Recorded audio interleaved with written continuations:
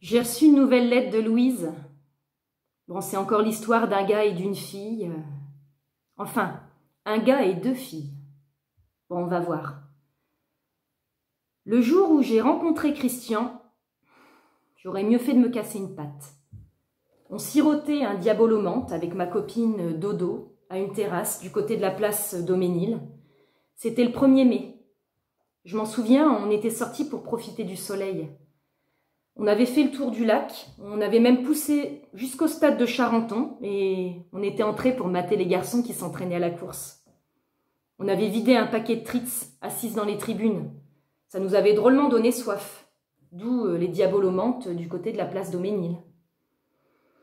Bref, on était là, tranquille, on se racontait nos histoires en faisant des bulles avec nos pailles, qu'on se les ait pris en pleine poire, nos fameux diabolos. J'ai cramponné mon verre, Dodo a lâché le sien, il a carrément explosé par terre. Il y en avait partout autour de la table. Toute verte qu'elle était, la robe de Dodo. Elle s'est mise à engueuler un type qui essayait de ramasser les morceaux en répétant « Je l'ai pas fait exprès, je l'ai pas fait exprès, excusez-moi, je l'ai pas fait exprès !» Le patron a rappliqué, il a essuyé comme il a pu la robe de Dodo, qu'entrait dans une colère noire. Le type qui savait plus ni quoi dire pour la calmer, ni où se foutre pour éviter la paire de claques qu'elle avait fermement décidé de lui coller dans la figure. Dodo lui gueulait dessus tellement fort, j'ai cru qu'il allait se mettre à chialer. Elle lâchait rien. Elle était comme ça, Dodo. Bonne fille, mais fallait pas lui faire d'entourloupe. Et sûrement pas lui saloper sa belle robe à fleurs qu'elle venait juste de s'acheter chez Tati, mais qui lui avait quand même coûté bonbon. Pour Dodo, c'était pas œil pour œil, dent pour dent, c'était plutôt pour un œil les deux, pour une dent toute la gueule.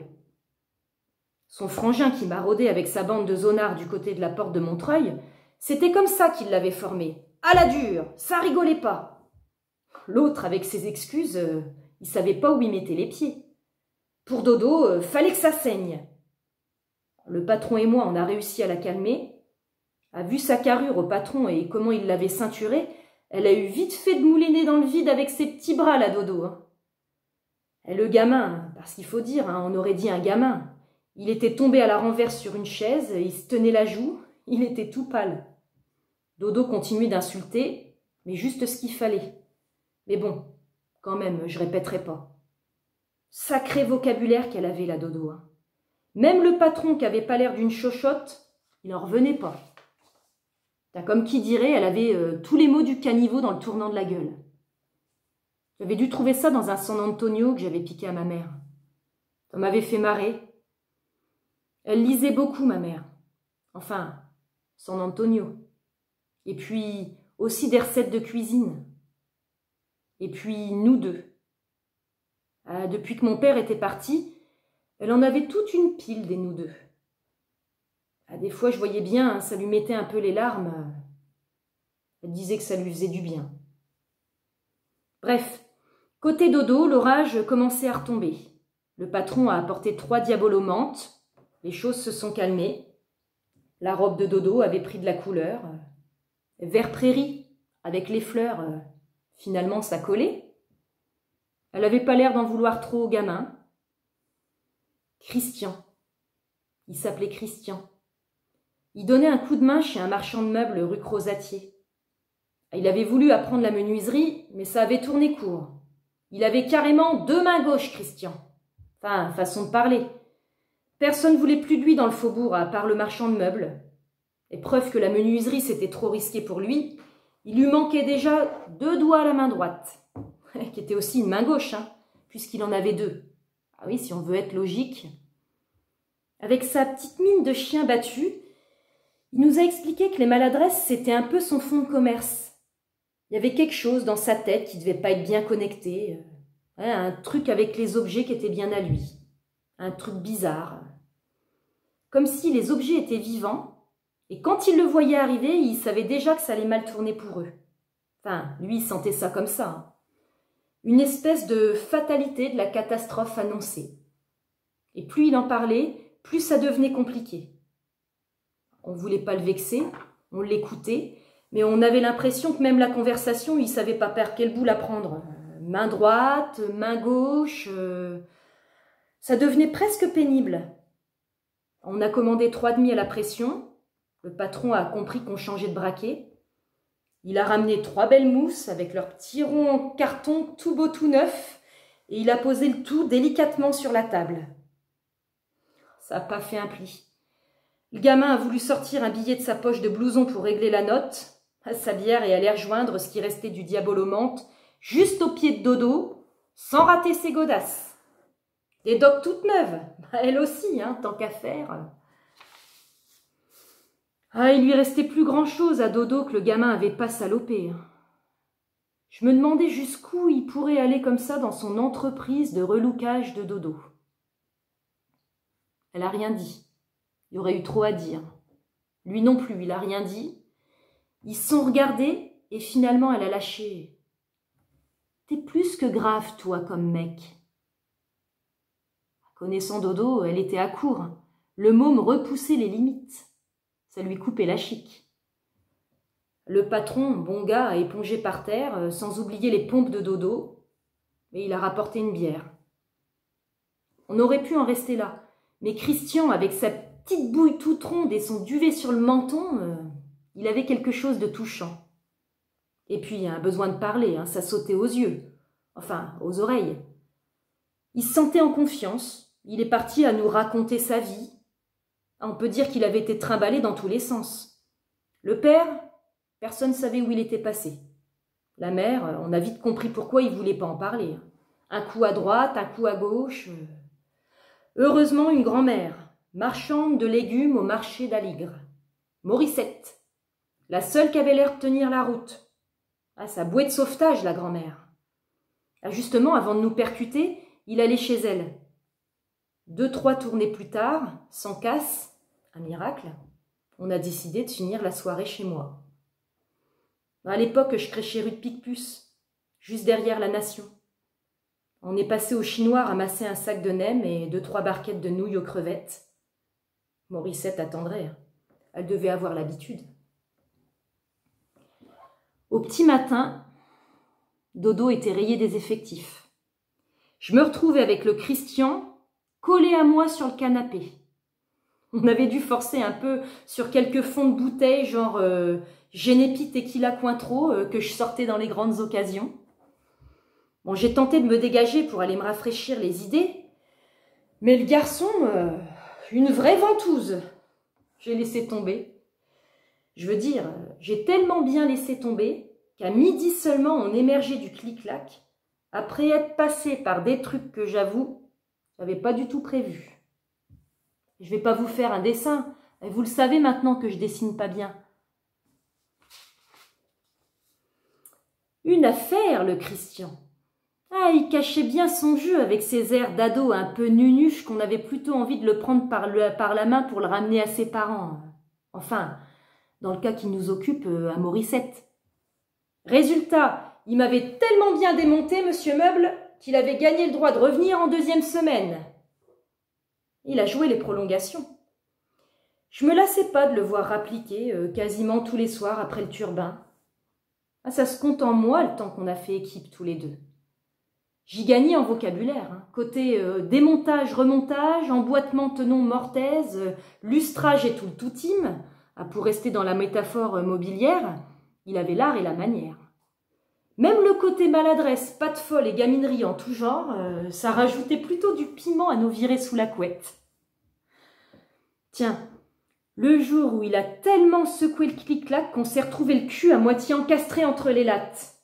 On est parti dans un fou rire. Mais un fou rire. Pareil, quand la bestiole s'est refermée sur nous dans un grand bruit de ressort qui se déglingue, là, un vrai sandwich à la viande qu'on était. Enfin, c'est ce qu'il a dit. J'ai trouvé l'image poétique. Bon, dans ces moments-là, je trouvais tout poétique avec Christian. Ah, on n'en a pas laissé une miette du sandwich, la vache! On a même arrosé l'événement avec une rôteuse qu'il avait dégotée chez Morissette. Tiens, à la santé de la grand-mère qu'on l'a vidé le demi-sec. Ah, on était bien. Et il avait une expression, quand on était collés comme ça, il disait on est comme dans 1 litre. Je sais pas où il avait pêché ça. Peut-être au Cinoche. Je me disais qu'on devait être un peu serré, à deux dans un litron, même vide. Puis si tu laisses le pinard, là, ça fait venir d'autres images. Hein. T'imagines? Mais bon, côté surréaliste, j'aimais bien. Comme dans un litre. Non mais, quand j'y repense. À ce moment-là, j'hésitais encore avec la pilule. Ah, on se protégeait, enfin, on apprenait. La prise de la température, l'ovulation, tout ça, rien que le mot. On n'était pas toujours sûr, hein. J'avais lu que c'était pas vraiment fiable. Oh, des fois, on se foutait des angoisses, mais des angoisses. Ah, surtout moi. À côté protection, il avait dégoté tout un attirail. De la peau de saucisson, comme il disait, il y en avait toutes les couleurs. Même des parfumés. Fraises, framboises, bananes. Tiens, il en avait même trouvé au Morito. Ah, je raffolais pas. T'inquiète, qui disait, c'est de l'arôme naturel. N'empêche, tant qu'à être dans le naturel, je préférais... Bon, bref. Un soir, il a débarqué avec Mickey, Jeannot Lapin et toute la bande. Ah là, j'ai dit non, non, non, non, on arrête les conneries. Ces petites marionnettes en caoutchouc, ça m'enchantait pas du tout. Tiens, il y avait même Blanche-Neige. Non mais, Blanche-Neige, la famille Durex au complet. Tu te rends compte, j'ai dit, Blanche-Neige, la gamine, c'est pas sa place. Il m'a dit, attends, il y a aussi les 7 nains. Allez, on essaie avec Hatchoum. C'est marrant, Hatchoum. Mais pourquoi pas la vilaine sorcière pendant que t'y es? Bon, Blanche-Neige, il n'a pas pu résister. Il l'a essayé quand même. Mais tout seul. Quand il l'a fait tournoyer, genre pâle d'hélicoptère, et qu'il me l'a collé au plafond, là, il a compris que j'avais des limites. Je l'ai laissé se marrer tout seul. Je suis partie faire un tour. En rentrant, l'appart était vide. Il y avait un petit bouquet de violettes sur la table de la cuisine. J'ai apprécié l'attention. Mais n'empêche, je crois qu'il y a eu un avant et un après l'épisode Blanche-Neige. Même si j'ai apprécié aussi qu'il ait nettoyé ses saletés façon colle de poisson étalée sur les murs, j'ai ressenti comme une fatigue. Encore plus quand j'ai retrouvé ma couette coincée dans la machine. Des profondis. Ma belle couette en soie 4 saisons de la Redoute. Une loque. Ah, on était loin des diabolomantes sur la robe de Dodo. Hein. À la couette, je sais pas ce que ça m'a fait. Mais comment dire? Il y a eu comme une fissure sur le pare-brise. Il y a un truc que j'ai pas dit. Christian, il avait un petit défaut dans la prononciation. Dodo et moi, on avait trouvé ça mignon. Il avait un problème avec les cheux. Au début, ça m'amusait. Je l'imitais, ça le faisait rire. Et en fait, très vite, je l'ai plus vraiment appelé Christian. Enfin, pas tout le temps. Mais mettons, quand on était plutôt dans le tendre, je l'appelais Crichou. Crichou, comme ça. Crichou, je trouvais ça chou. Quand il arrivait, je lui disais « Ça va, mon Crichou ?»« Ça va, je vais prendre une douche. » Des fois, j'allais le rejoindre, il disait « Oh, c'est sympa de se savonner sous la douche. » On y restait un bon moment, on faisait un petit concert de cheveux sur la langue, on jouait à faire voyager la chavonnette, c'était sympa. Mais la fissure s'allongeait. Au début, ça ressemblait à un minuscule cratère, une espèce d'étoile pas très profonde avec une vilaine rayure sur le côté, la petite queue d'une comète. Je sentais bien que ça pouvait pas revenir en arrière. Tous les petits accidents, les encoches sur mes assiettes, mes verres qui s'éclataient par terre, bon, jusque-là, ça passait. Une fois, j'ai fermé les yeux, j'ai vu des verres qui explosaient par dizaines. Un champ de verres de toutes les couleurs. Comme des fleurs qu'on voit s'ouvrir au ralenti. J'avais vu ça à la télé. J'ai trouvé ça assez fascinant à regarder. J'arrivais à me dire que ces conneries à Christian, c'était presque de l'art. Les yeux de l'amour, quelque chose comme ça. Avec ces yeux-là, tu vois tout en technicolor. Même les trucs les plus normalement insupportables, tu finis par t'attacher. Mais les lunettes magiques, ça fonctionnait de moins en moins. Les couleurs devenaient fades, pisseuses. Puis un jour, il n'y a plus de couleurs du tout. Je les ai foutues à la poubelle. Et j'ai eu peur qu'elles commencent à me faire voir de sales images, des trucs crasseux que j'avais pas envie de regarder. Mais quand on veut pas regarder, c'est trop tard. C'est déjà dans la tête. La fissure.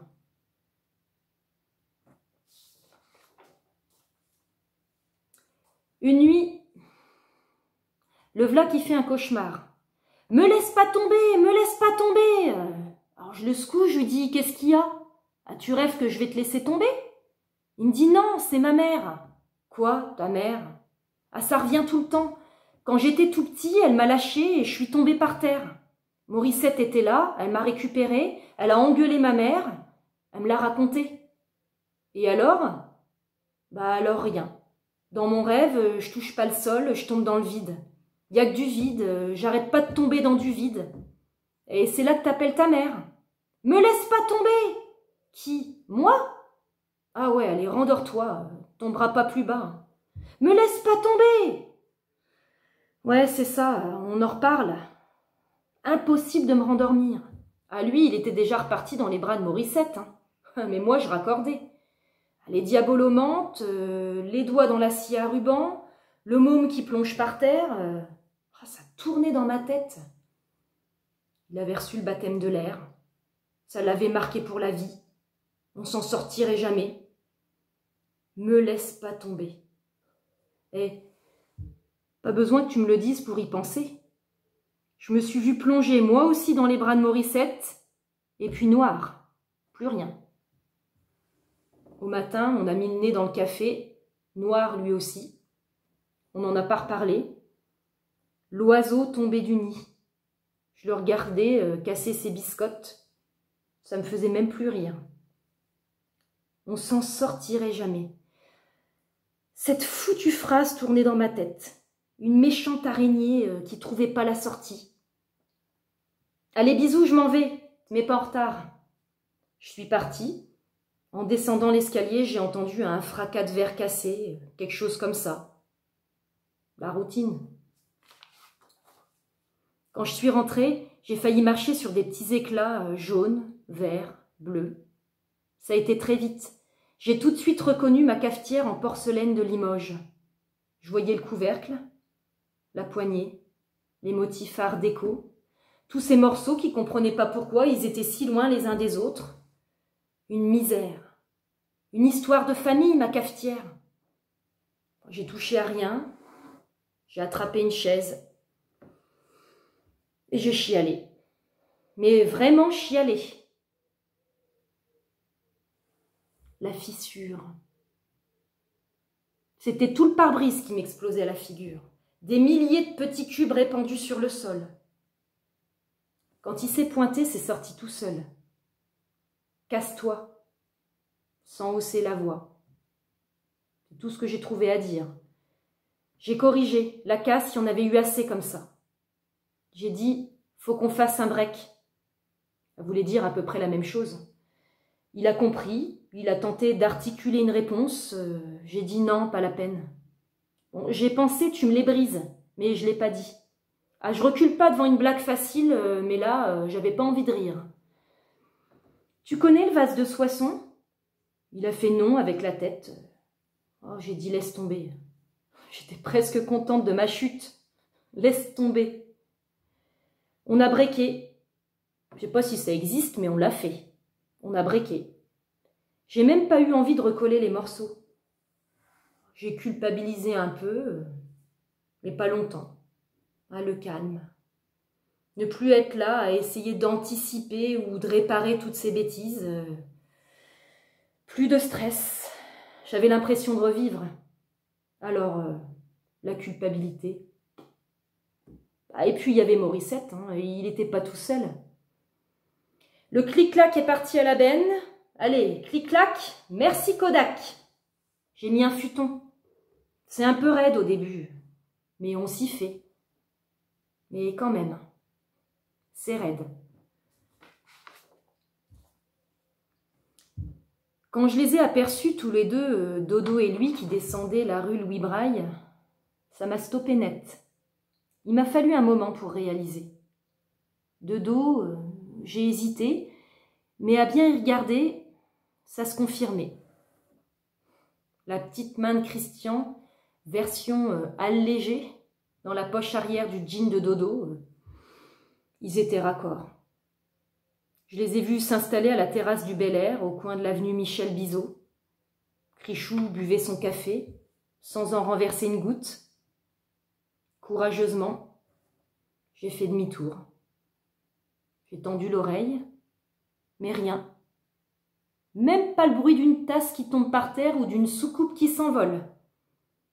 Je me suis dit qu'avec Dodo, Christian, il avait peut-être trouvé sa bonne fée.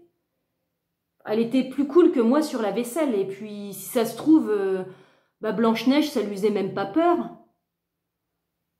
Je suis remontée place Daumesnil par le boulevard de Reuilly. C'est un toc chez moi les noms de rue, surtout quand ça tangue. Les lions, imperturbables, crachaient leur jet d'eau dans la fontaine, assis sur leur derrière, en pure perte. Je me suis dit que c'était loin l'Afrique. Voyage, voyage. Tiens, ça m'a mis Désirless dans la tête. Après tout, peut-être que je l'étais, Désirless. Sûrement pour ça que rue Louis Braille, j'avais tourné les talons. Quand le désir nous laisse, qu'est-ce qui nous reste? La fille qui pétait dans son col roulé. Je me souviens cette blague. N'empêche, au-dessus des capitales, des idées fatales, regarde l'océan. Voyage, voyage. Elle me fait des blagues, Louise, elle sait que je chante pas très bien. Ah, c'était pas mal. Devant la fontaine au lion, j'ai sorti ma boussole. Cap à l'ouest, hissez la grand voile. J'ai visé le Paris-Brest. Une petite place tranquille en terrasse, derrière les fougères. Le patron, qui n'avait pas mis son chapeau rond, a posé sur la table un lait fraise avec une paille. Le lait fraise, c'est ce qu'il y a de mieux pour le vague à l'âme. Parce que quand même, les retrouver tous les deux, Dodo et Christian, comme ça, en amoureux du dimanche, ça me l'avait sacrément foutu le vague à l'âme. La petite main de Christian dans la poche revolver de Dodo, elle aurait du mal à partir au lavage. Même en faisant bouillir, et même à l'eau de Javel. Tiens, c'est Souchon qui me revient maintenant. Lavez votre amour à la machine, faites-le bouillir, pour voir si les couleurs d'origine peuvent revenir. Plus méchante qu'une tache de diabolomante, l'image. Mon de fil en aiguille, le vague au féminin, les vagues, pour ceux qui n'auraient pas compris, la Bretagne. Je me suis retrouvée dans une petite crique que je connais bien, du côté de la pointe de Penmark. Tout ça sans bouger de ma chaise. J'ai fermé les yeux, j'ai enfoncé mes orteils dans le sable, et j'ai regardé la mer. J'ai pensé que de toute façon, elle n'aurait pas été bien loin, notre histoire. J'essayais de ne pas penser que j'avais été un peu raide avec Christian. Je me disais qu'on a tous nos limites. Peut-être que les miennes... Je voulais plus y penser, mais j'y pensais quand même. En fait, j'étais plus sûre du tout de ce que je pensais. Ça m'a fait sourire. J'ai imaginé un avion qui passait dans le ciel avec une banderole accrochée derrière. Quelques mots qui résumaient toute l'affaire. Crichou, il me cassait tout. J'y peux rien. J'ai toujours eu besoin de me faire des images. Elle est belle ton histoire, Louise. Bon, on continue, hein. J'attends la prochaine. Et c'est drôle. Moi non plus, j'ai jamais aimé Blanche-Neige.